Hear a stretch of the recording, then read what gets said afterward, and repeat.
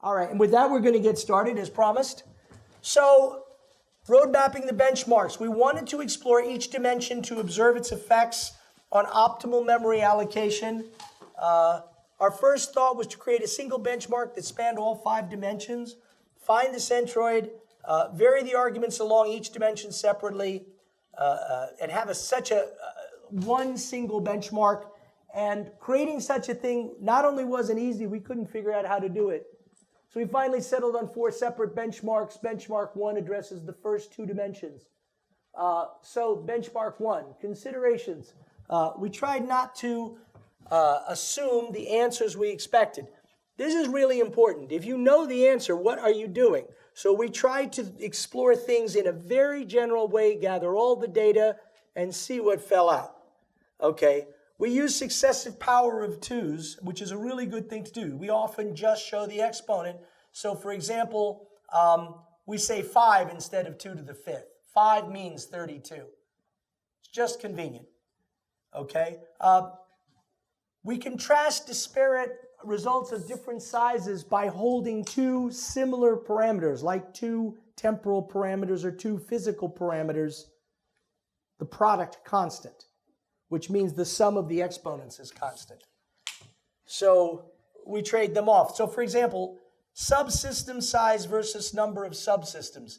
If I tell you that the combined size times the number of subsystem size times the number of subsystems is 25, that means that the size of my program is 2 to the 25th. And then I'll vary them so that the size of my program stays the same, and we see the effect of varying the system size and the number of subsystem size and the number of subsystems together. So which is better, to have 2 subsystems that are large or 32 subsystems that are smaller? Well, what's going on there? Those are the kind of questions we want to ask, because it's not absolute time, it's relative times that are really important for understanding what's going on. Now, I'm just going to give you, we chose this architecture, so I'm putting it up here for reference. It's not the only one we tried. We picked this one because we can't go through all the data. Trust me. But this was representative. We didn't cherry pick it. It just is. But it's not special. It just is. Yes? Did you also do this on embedded platforms? Oh, we have a list. If you want to go to our GitHub, Bloomberg GitHub, you can find out all the different, the question was, did you do it on, what was the name of it? Embedded. Embedded, no, not embedded. We did it on GCC and Clang and Microsoft's Windows, and you can find all that data. It exists. It's published. Okay. All right. So here's how we compiled all the programs. So all experiments used only 1 core at a time, except for the last one, and that's for contention. So now we need to talk about TC malloc and JE malloc. Some people think that these are better than what is supplied. Now, this was true at one point. Doesn't seem to be true anymore, at least for the benchmarks that we ran. It is possible that these are still better than the off-the-shelf Clang or GCC allocator. But that doesn't matter, because for these benchmarks, these didn't do as well as the built-ins, okay? And particularly, these are good for multi-threaded applications, and that was not what we did mostly. That was only one of our benchmarks, okay? So remember, we're going to use the platform's global allocator. We tried these. They're not as good, so we didn't worry about them. Okay? Just saying, we didn't forget them.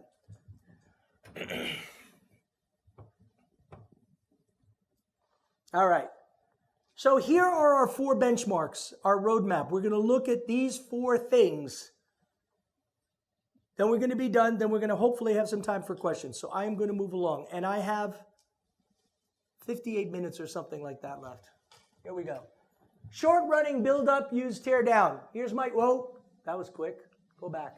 This is my symbol. So we're firing a missile. A few seconds, it's over. That's my icon. All right, so considerations. Initially, we wanted to investigate allocation density. We focused on allocation, deallocation costs themselves. We chose a variety of common data structures: int, string, vector, unordered, set. We didn't want to access locality to dominate the results, which means we wrote just the first byte. Remember that locality is an extremely powerful benefit of allocators, and we could lose all the individual benefits by focusing on locality. So except for the locality experiment, which is the most involved, everything else tries to minimize it. Later, we incorporated variation into the allocated memory. So we have object capacities. Vector capacities are reserved up front. So a vector has only one allocation at all times, whereas strings are deliberately not one size. They range in size from 33 to 1,000 with a uniform distribution. And so that's what we're seeing there. We chose 33 because 32 is our short string optimization limit. Okay? If it's 32 or under, it would be just one size. Okay. So here are some simple data structures: vector of int, vector of string, unordered set of int, and unordered set of string. Do these seem like useful things that you might use in a program? Would we want to actually try to see what allocators do with these guys just for fun? Okay. So if anybody didn't know, this is what a vector of int looks like schematically. Don't laugh. Whoops. Come on, go back. Why do you do this to me? Come on. 1, 2. This is a vector of string because we have the string objects and then we have the allocated string. Okay. The next one is an unordered set of int. And finally, we have an unordered set of string. I remember where I was when I drew these. These are not easy to draw and have them look like a kindergartner didn't draw them. So just saying. All right. So the plan. For each data structure in a thoughtfully chosen set, we're going to create a data structure, access it lightly, destroy it, and repeat until the problem size n is reached. Does that make sense? We're just going to do it over and over. Build it up, use it, tear it down, see what happens. And the use is extremely light, so we're focusing on building it up and tearing it down. Otherwise, we'd be testing the access part. Does that make sense?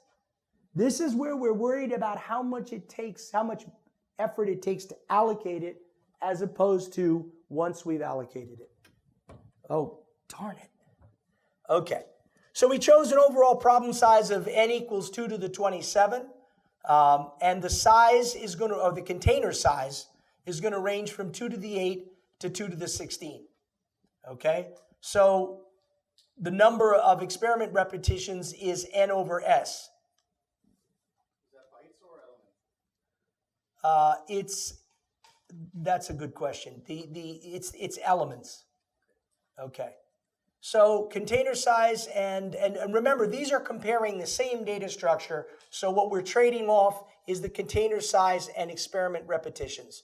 So we're not comparing vector of int with vector of string. That's not important. What's important is vector of int with vector of int in a different ratio, in a different size. We're looking at how the size of the container is affected with and without allocators, or with the different allocation strategies, if you will. So when I say n equals 27, I mean log of n equals 27. And these are all exponents. So each result is in absolute runtime in seconds. So here's vector of int. Now, you're probably going to say, I don't really know what all these black and white numbers are on here. What does that mean? We've got these 14 strategies, and we've got these different sizes, and look at all this wonderful data. This particular example is not very interesting because there's only one allocation going on, which is vector of int. So this whole slide isn't really all that interesting. But it is interesting because we need to do a little better. So let's see if we can make it a little more readable. Does that help? How about we put some guidelines in? Does anybody remember what happened when Dorothy's house landed in Oz? So the idea is we really would like to see some color in this because this is a heat map. And now things become a little bit more readable. And if you look at the global, that's the global allocator, and then we have 4 different kinds of monotonic allocator. We have them with and without a virtual function interface, and then we have winking and not winking in each case. So if you just look at this, this is all 14 strategies, all color-coded, and you don't have to look too hard to see that the global allocators are darker red. Red means more expensive. Green means fast. Now, this isn't that interesting a data structure, as I said, because there's only one allocation, so we can't learn too much from this. But we can learn a little more from a vector of string. And a vector of string makes things a little clearer. You notice that the global allocator is red. Again, both of them. The monotonic is looking pretty good. The multipool in front of the monotonic is not quite as good.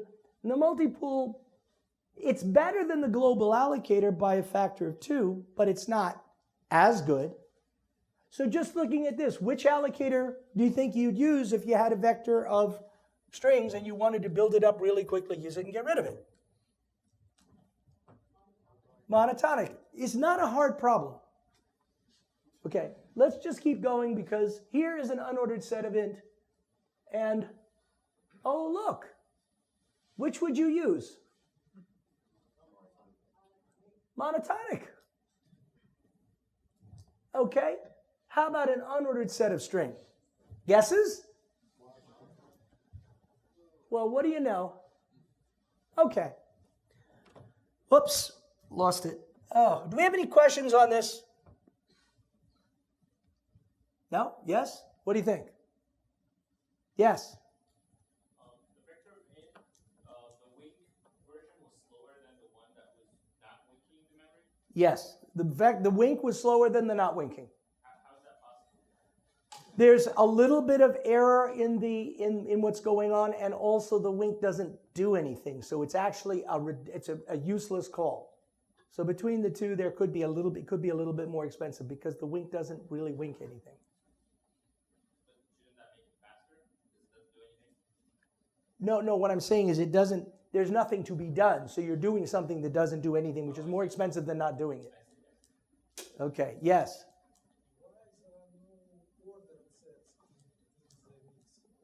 We didn't want to use ordered sets because the node-based containers that are unordered, whatever, get the job done as an example of a node-based container. And we could have done ordered sets, which we did, and they're no different. There's no additional value. However, we're not done. So the next thing we did is we said, well, let's make it a little bit more interesting. Let's make a vector of int, vector of string, vector of unordered set of int, vector of unordered set of string, and unordered set of the 4. So now we have some more data structures. And composite data structures, they're much larger. So we picked an intermediate size and stuck with it for pretty arbitrary reasons, right? And so this is what we did. Kept the overall size 2 to the 27th. There's an internal size of 2 to the 7th. We still varied the outer size from 2 to the 8th to the 16th, and this is the stuff. But it really doesn't matter. You know, this is the outer container size is this, the inner one is constant, and then those vary, and the product is still 27. You get the idea, right? We're varying the outer, keeping the middle one fixed, and then, yes? Okay. So, remember this. So here is data set 5. This is vector of int. Now look at it. Which one would you use and by how much? Monotonic. But do you see the difference in performance? Roughly a factor of 5. Okay. So let's look at data set 6. There's little variation between. Hold on.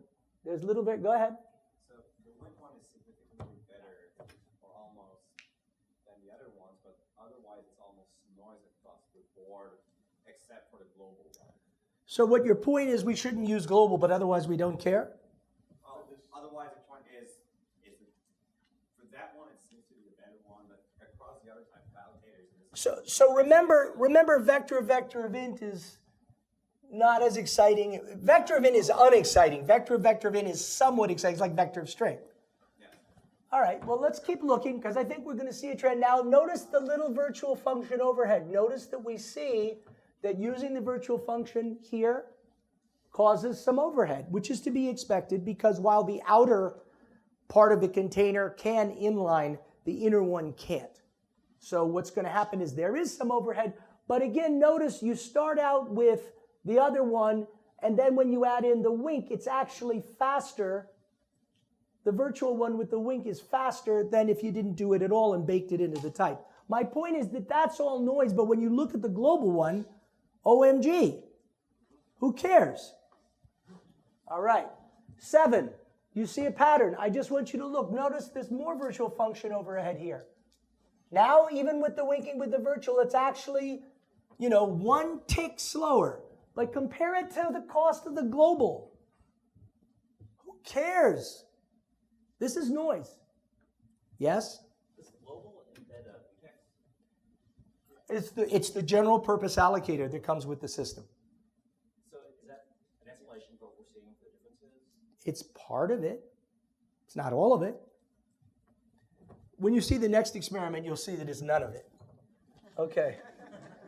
All right. Winking matters. So I just want you to notice the left column. And we can go look at this in detail. But the point is, without question, any local allocator is better than that beast. And if you just go with the monotonic, and by the way, just to tell you, the person who actually did this experiment didn't put the monotonic on the stack, but instead put it in some corner of the system. The monotonic would actually be much faster than is shown here. Just full disclosure. This is deliberately not as good as it really would be. Not deliberately, but it clearly is no worse than this, and if it were on the stack, it would be potentially even better. All right, so observation. Global allocators are always inferior. Question, what local allocator strategy is best? And the plan is, let's look again, but gray out the global allocator so we can get some more texture. And I'm just going to go through this because you'll see this is not a good choice. Generally speaking, whoops, let me back up, sorry. This is D2, D3, D4, and then we'll go on to the other ones, please. D5, D6, D7, D8, D9, D10, D11, and D12. Whoops, sorry. Okay, the point is, you can go back and look at it on the video. I just wanted to get it all there for people to see. But the bottom line is, use the monotonic allocator and call it a day for these kinds of things, period. All right, so we have these dimensional characterizations, and the question mark means that's what we're measuring. We're also measuring the variation. The access locality is low by design. The memory utilization is 1. We build it up, we use it, we tear it down. We're using all the memory at one point. There's no contention. Takeaway messages. Global allocators are consistently inferior when dealing with systems having a short focus duration, irrespective of contention. For systems having a high utilization, such as those modeled in this benchmark, a monotonic allocator is always superior, especially when applied to a stack buffer residing on the program stack, similar in effect to allocate in C. If you learn nothing else from this talk, not bad, huh? Okay. Questions on this? No heckling yet. Okay. This experiment is mine. I invented this one, all by my lonesome. Long-running time multiplex subsystems, and we're going to look at access locality. And so the considerations are investigate access locality, observe the effects both physically and temporally, simulate concurrent subsystems, as in time multiplex subsystems like ASIO, vary both size and time slices. We want the locality to dominate the results this time. So the accessing the data should be in hours and the buildup and tear down should be negligible, e.g. in seconds. So we're not worried about that. We're worried only about the time to access the data. This is a completely different thing. This is not what people think about. This is the most important use of allocators that could possibly be. Okay? So we have a system. It has subsystems. Now, what's a subsystem? Well, we're going to call it a linked list because this is a model. We're modeling things that really happen. So it looks like this. This is a vector of list of int. And the creation plan is we're going to build up this vector with some number of subsystems. So we're going to build it up from scratch, then we're going to tear it down. And the result is an initialized data structure. This is the build up and tear down thing. So what happens? Build up the system. We create the vector, and here's our memory, and then that's the vector. We just allocated the vector or whatever we're going to hold the stuff. And then we're going to ignore the cache for now, and we're going to build up the system. So here we just allocated a link, okay? And what happens in memory? Well, there's our link. And then we do another one. And then here's memory, and we do that. And then we allocate a bunch more. And then in memory, what happens? Okay? And then we do one more, and you'll see a pattern. Surprise! Then we go to the next one. Okay? And now what happens? Okay. And now, what happens? Okay. So you see what's happening? Now we're going to build this whole thing up. And see how it works? See a pattern here? Okay. So that's what happens. That's what's happening in memory. Now, the next thing is we're going to visit each subsystem in turn. For each subsystem, we're going to write to each of the int values in order, which means the linked list is a linked list of int. We're going to repeat the sequence of writes for a total of I iterations. We're going to advance to the next subsystem and repeat the entire thing for a total of R repetitions. And the experiment is wall clock time. No memory is allocated or deallocated at all. Yes, sir. Louder. The thing is that the result of this experiment will be very different if you populate initial population, if you populate your list in a random manner. Okay, so can I suggest something? First of all, the point is we're doing this in order. It's necessary for the experiment because in order to see how bad it is when it's out of order, we have to compare it with in order. Okay? So I'll get there. So we're gonna write each of the int values in order. So what does that look like? So here's a subsystem, and watch, see, I'm writing it. Now we don't know how long this could go forever because it could be a very large subsystem. Very large. Okay, it's done. And then we just did one iteration. But we're going to repeat that for I iterations. So in this case, I is 2. Okay, so did that just skip over my iteration? That's terrible. I is 2. Go ahead. What? What? What? Let's see this here. I is 2. Oh, there we go. It's on autopilot. That's what's happening. So what's going to happen is this is going to do, I see. So it's doing 2 iterations. So I is 2, so it's going to go through this twice. There we go. Now, then I'm going to go to advance to the next subsystem. I forgot, I kind of automated, I streamlined this so I could get a chance to get a drink. And then it goes to the next one. You see this pattern happening, right? And then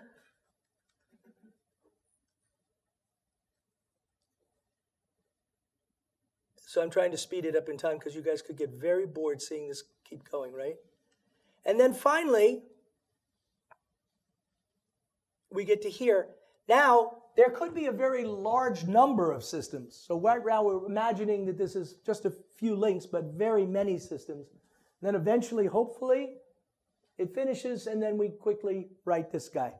So that's what a repetition is. It's going through 2 times, 2 times, 2 times, 2 times. That's one repetition. Now we're going to repeat. So what does that mean? That means we're going to make sure that the iterations times the repetitions is a constant. So it's going to go through and do this. And once we do that, that's one repetition. Then we go through. Now you're probably all worried because it says 2 to the 7th times a large number. Let me know when you get the idea. Maybe I can stop it before then. The point is, this goes for a long time. It takes a long time to get the data because this is going to run for a very long time. But I am going to spare you because you get the idea what a long time is, and we have only so much time here. And I know it's fun to watch this slide. Wall clock time. Okay. So the pseudocode is, I'm going to create this vector. Here it is. And we're going to build up a list. So here it is. And then we're going to tweak the little guy. So here's the little guy that we tweak. And then we're building it up. So this is for each of those guys. So what does that mean? We're going to do it for each one in the series. And then we're going to do it this many iterations, which is 2. And then we're going to repeat it k times. Of the k systems, we're going to repeat that r times. There, I got that right. And so that's this. So you'll notice that the blues, the product of the blues is going to stay constant, and the product of the reds are going to stay constant. M is the memory size, and then A is the accesses. So the accesses are going to be held constant, and the memory is going to be held constant. So we have 2 different constants. And now we need to look at some stuff. The total size of the problem is the product of M and A. And remember, M is the physical memory size, and A is the temporal aspect, which is how many iterations times the repetitions. In other words, the total accesses. Okay, so N is 45. That means 32 trillion accesses. So this does take a little time anyway. So you get the idea? We're going to look at this. And here, what does 318 mean? What does 222 mean? Well, if you come over to this system, we have a large number. What does this column mean? So it means 2 iterations, 128 repetitions. Anything in this column is 2 iterations and 128 repetitions. The 1 on the bottom is 2 to the 1, and the 7 on the top is 2 to the 7th, okay? If I move over, it means this. If I move over, it means this. Do you get the idea? So we have a domain that's a two-dimensional domain. Yes? Block size is 2 to 21, right? How it relates to cache sizes of the system you are using? The question is how big of the question is how does the problem size relate to the cache size? We're going to look and see how it relates to it because we don't know. All we're doing is that we're creating a huge amount of an experiment, and we're going to look at the data. And then we're going to guess as to what's happening. That's what we can do. Can you tell M size in bytes? Okay. M is the number of elements. The elements are integer size, but we're talking about the node of the thing. And it's a linked list node because I'm using an STD linked list. Okay. So the linked list, what is it? It's got 2 pointers and it's got an int. So if this is a 8-byte architecture, it's 24 bytes. Right? Okay. Now the other way we have, this is 8 subsystems, each of size 256K. This one is 16 subsystems of size 128K. And this one is 32 subsystems of size 64K. So you understand what the domain is. The next thing we need to look at is, now if you take a look at that, those are times in seconds. That's how long it takes to run these things. You'll notice, by the way, that the number in the upper right corner is bigger than the number in the lower left corner. These are made up numbers, but the idea is the same. So now, we'll take a look at what this is. Here what we're doing is we're running this program, and you'll see that what's happening as we go through, with things accessed in order, we can fit several subsystems in cache before we have to flush one, right? That's good. Gotcha.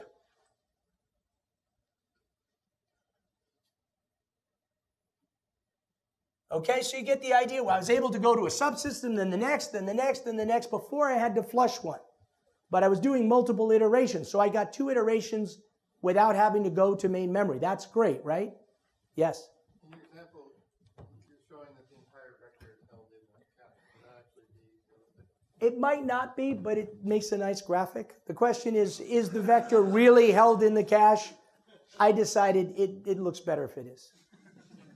Does anybody really care? No, it's a fair point. Because seriously, that means you're actually thinking about what's going on. So the truth is, the point is that the vector might not actually stay in cache because maybe some of its bits might get thrown out. But as a cartoon, speaking of cartoons, it's the right idea. What about diffusion? Now, I heard fragmentation over here, which is really great. This is my straight man. I have to buy him a drink or something. But anyway, what we need to do is look at the difference between when memory comes in order, which is what you'd expect if you had a clean system and you had just a global allocator acting like a local allocator, and it just gave you the memory in order. There's no problem, which is why sometimes it's hard to realize why allocators are important. So the shuffle plan is going to be to go and mix this stuff up first before we do that. So I'm just going to show you what's going to happen. We're going to pop off and then push, and we're going to go through this and shuffle things until they get good and shuffled. So here's what's going to happen. I'm going to start, I'm going to ignore the cache, and I'm going to pop that guy. And then I'm just going to move him up. And now I'm going to push him randomly somewhere. By the way, when I pop him, it creates a hole. That's empty. But I still have a guy that I need to put somewhere.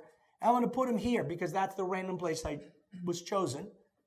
And now notice the color is that blue color. And then we proceed to do this again with the blue guy. Go ahead. There we go. And now that guy has a hole.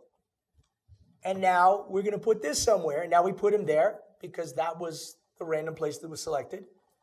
And the idea is we're shuffling the memory. This is what would happen if we ran the system and started doing this. And what will happen over time, because we're moving, we're actually doing a move as opposed to a copy, if you can imagine that. Now, move's supposed to be fast, right? Turns out that that's FUD.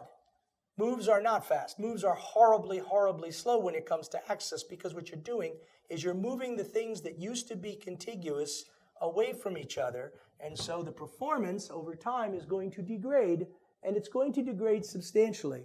And you're going to see just how much it degrades when I get done shuffling this thing, which is going to take at least another 3 minutes. Do you understand what's happening? This is what happens in a computer when you have a global allocator and it starts messing up. It's like a clean room when it starts, and then it messes up. And then the stuff that used to be nice and tidy and close together gets messed up. And when things get messed up, they get slower. And what do we call that again? What? Okay, I heard fragmentation.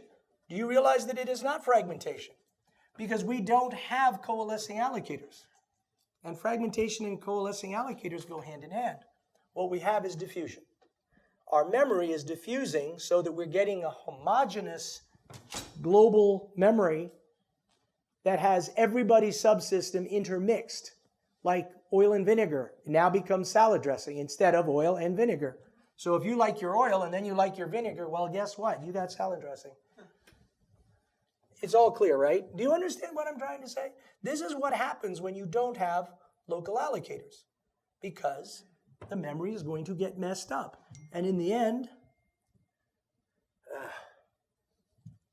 so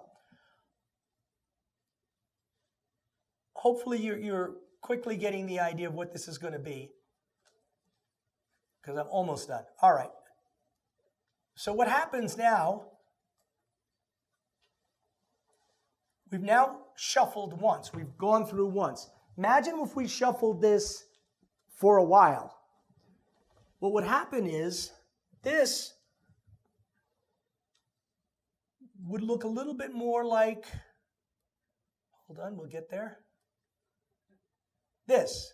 Now, it wouldn't be a pattern like this unless my random number generator were particularly bad. But even this shows the point. This isn't even showing up. The idea, by the way, this is not the greatest picture. The idea is now we don't have blocks anymore. We have everything intermixed in a way that doesn't lend itself to this. Now, this is called diffusion. This is not fragmentation. Yes?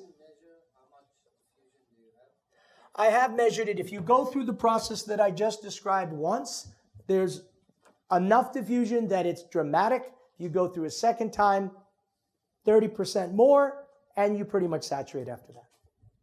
But that doesn't matter because whatever much it needs to be. This is fragmentation, by the way, just to show you the difference.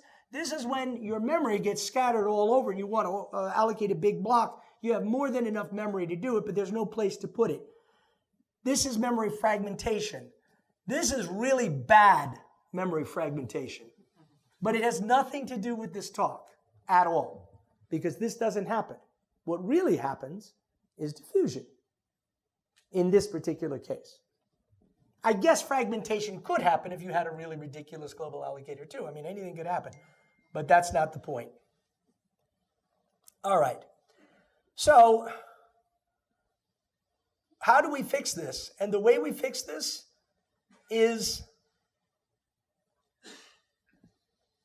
what we're going to need is local allocators. So the overall plan, to show you how bad this is we're going to have after we shuffle, before we shuffle, and create and shuffle. Those are three measures. So we're going to do the same thing, but we're going to measure after we shuffle, in which case it's going to be slow, before we shuffle, which is going to be fast, and just create and destroy only, which is going to give us our setup costs.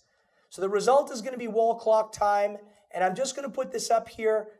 The degradation ratio due to diffusion is going to be the after time minus the setup cost divided by the before time minus the setup cost, but the setup cost is negligible, so we'll ignore it.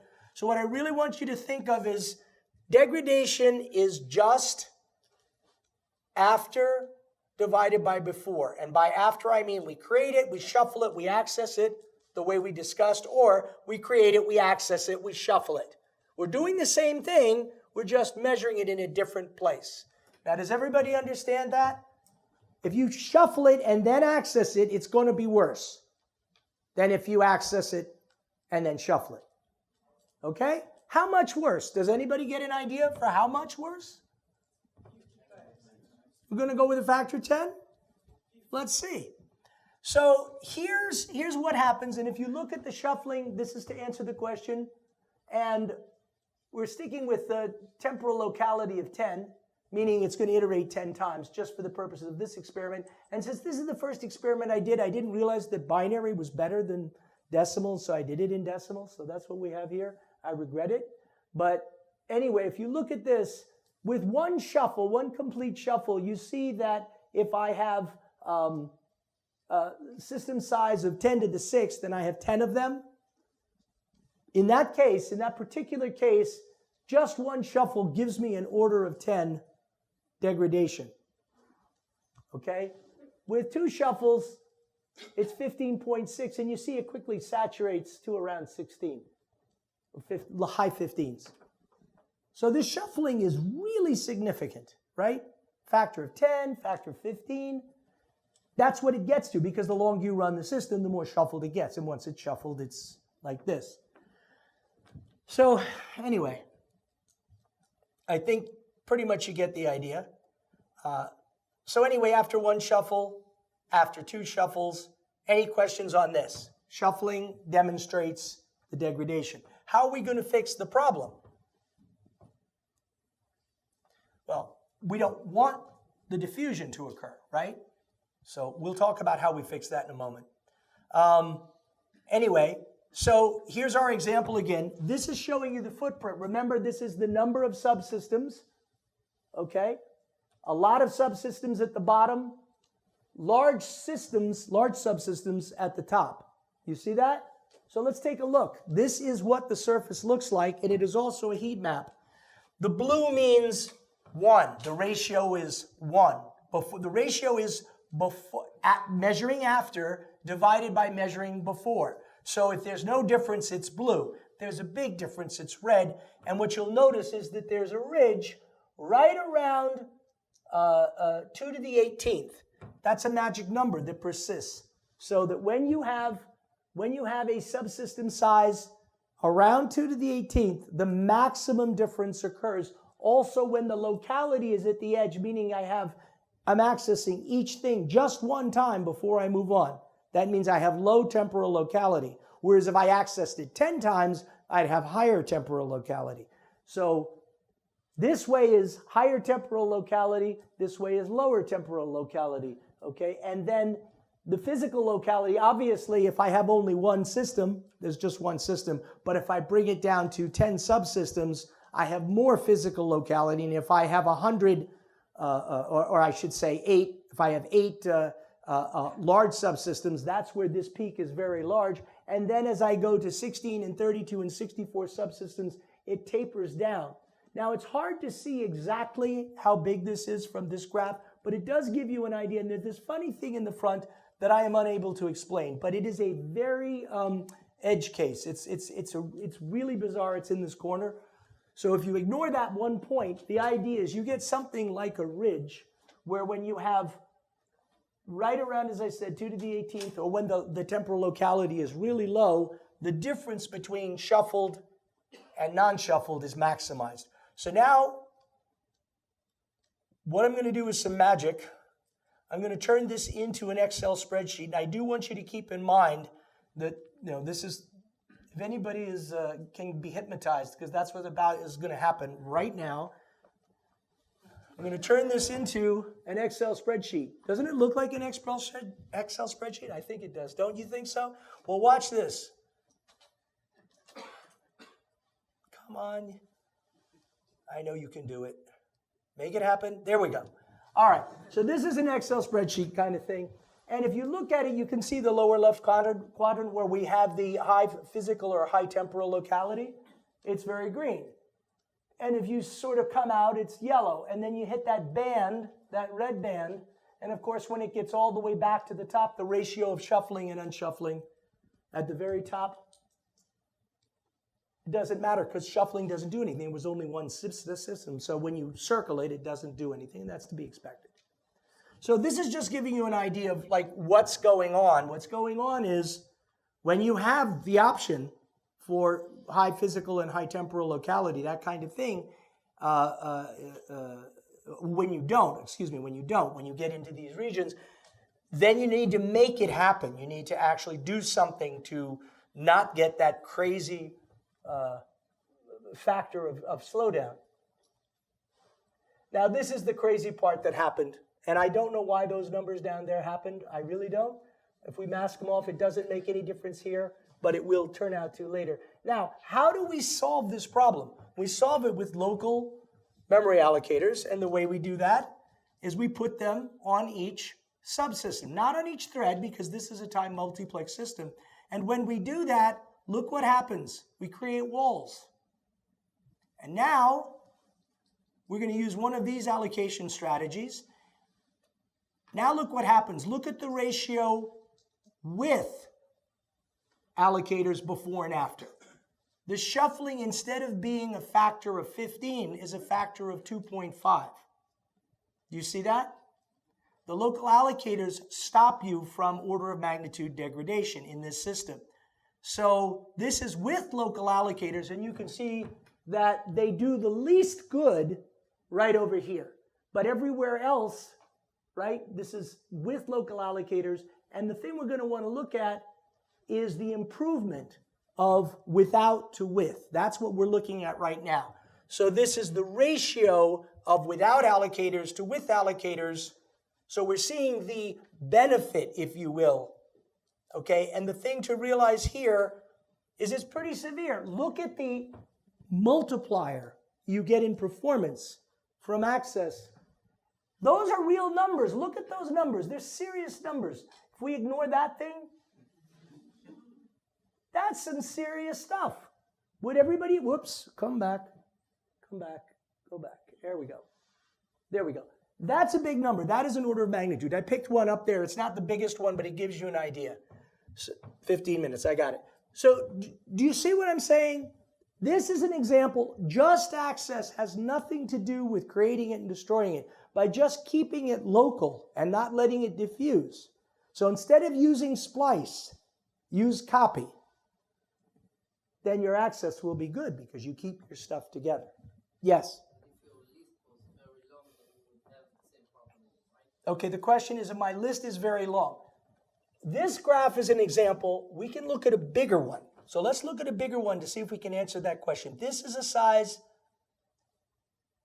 25, 2 to the 25. So it's bigger. Notice the shape is the same. The point is, if you see we're doing the same experiment but with a different problem, much bigger problem. And what happens when you do the much bigger problem? It just gets a much better result. Look at the difference here. 16 times. So the bigger the problem, the better. So large systems need local allocators when there are pockets of a potential for a subsystem to be dealt with over a time slice, right? If you don't do that, if you do the same system without the local allocators, the diffusion will make a slowdown of 16 happen in this system. This is a model. When you have a factor of 16, there's really not much to talk about. It's not like, well, is it really 16 or is it really 15? Come on. We've done this for every size, for every platform, for everything. This is typical. So hopefully that will... Anyway, so for this one, the allocation density is nil compared to what we're doing.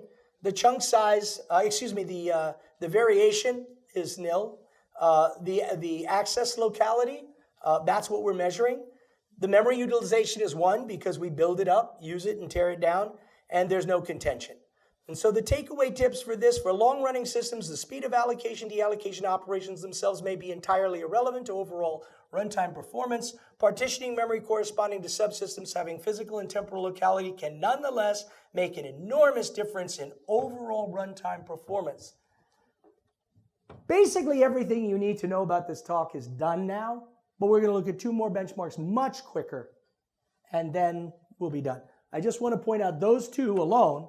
That's build it up, use it, tear it down, and long-running systems is almost everything that we do. Questions? Yes? So does that mean that we should never use the global allocator? Okay, the question is, should we never use the global allocator? I didn't say that. You have to decide, does performance matter? If it doesn't, use the global allocator. If it does, go to the flow chart and figure out whether there's an opportunity to take advantage of allocators.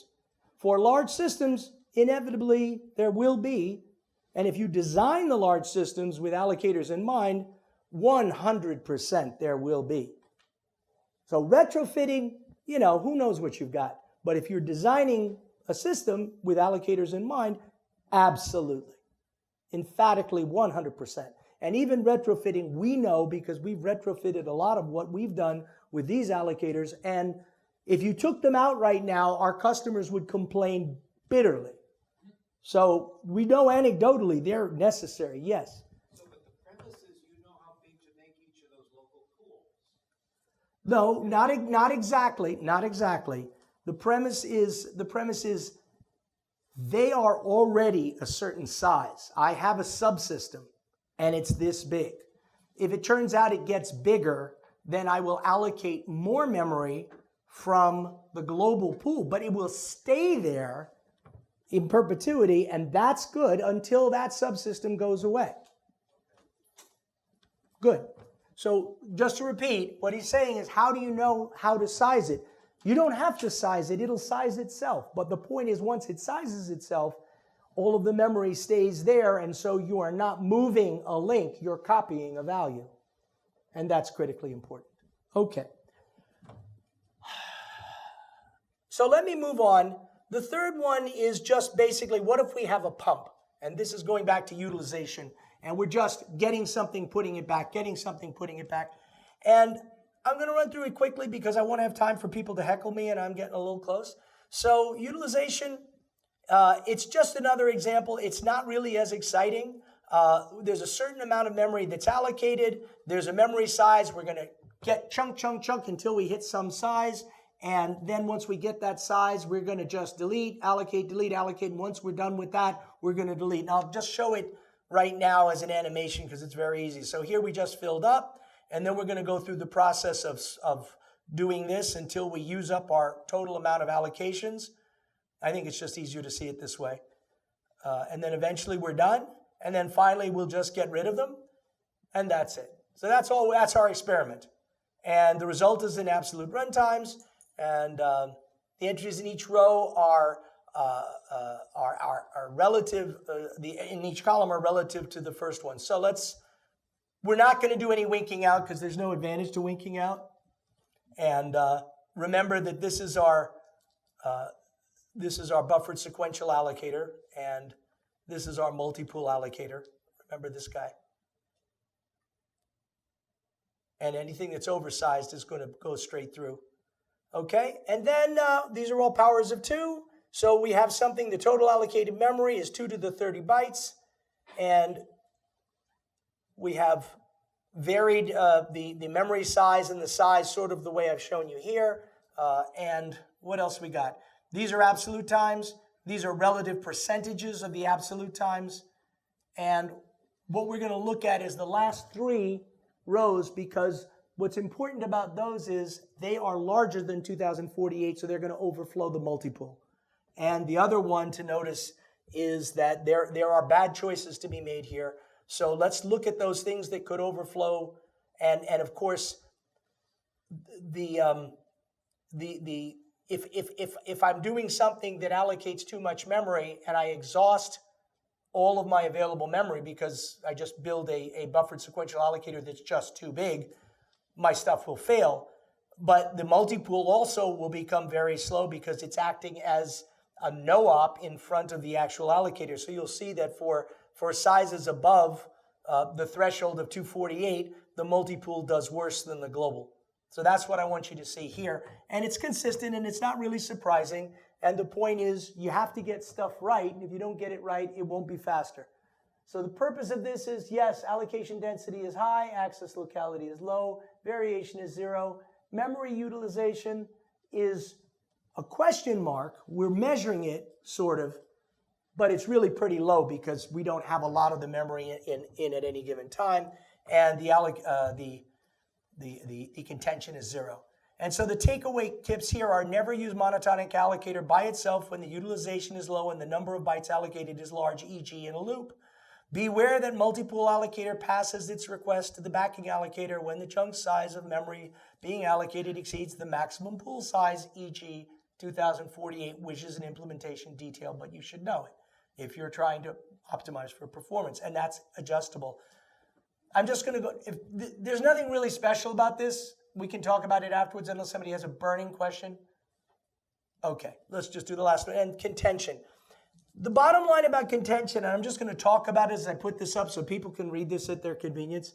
But the idea is that contention is something that global allocators really try to work hard to do. And they put in all this effort. And if they're really good, they can approximate it, but they can't come close to having unsequenced memory access. So if you're able to arrange your allocations in such a way that you don't have to worry about contention, there is no way that a global allocator can compete with that.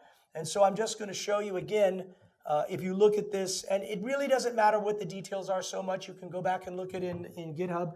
But the idea is that any of these other guys are under 100%. So you see the global allocator, that's the absolute time, that's the relative time with the virtual thing. And all of these guys are a factor of 3, 4, better, just a constant factor, but a factor better. Now, the only way that a global allocator can do anything is try to base its decisions on one thread per subsystem. If that's not how your world is arranged, let's say you're using ASIO, or let's say you're using thread pools or whatever, it's not going to work. Got it. So you're going to have to do something different. And I'm going to run through this, but the idea is nothing much changes. This is a bad choice, the monotonic one here again, because this thing is growing.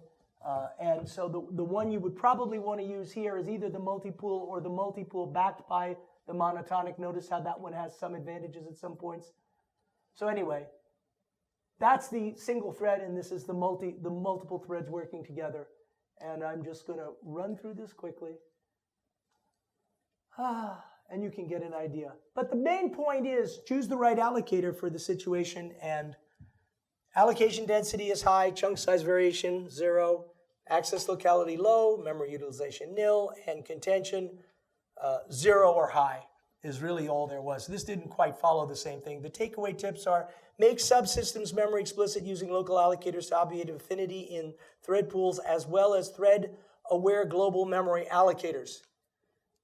Second one is use a composite multi-pool mono-allocation strategy, that's AS11 to 14, when utilization is low, especially when variation V is high, so long as the size of the individual chunks are smaller than the pooling threshold, e.g. 2K bytes. Simple, right? Anyway, you got exposed to it. You see about what's going on. And I do want to mention just briefly that fault sharing is something that can be a problem. If you don't know what it is, I won't explain it now, but I will tell you that fault sharing can cause problems, and diffusion can cause fault sharing. And memory allocators can make it possible that no fault sharing occurs because all of the stuff in each subsystem that's being worked on by a different thread is independent, has independent cache lines.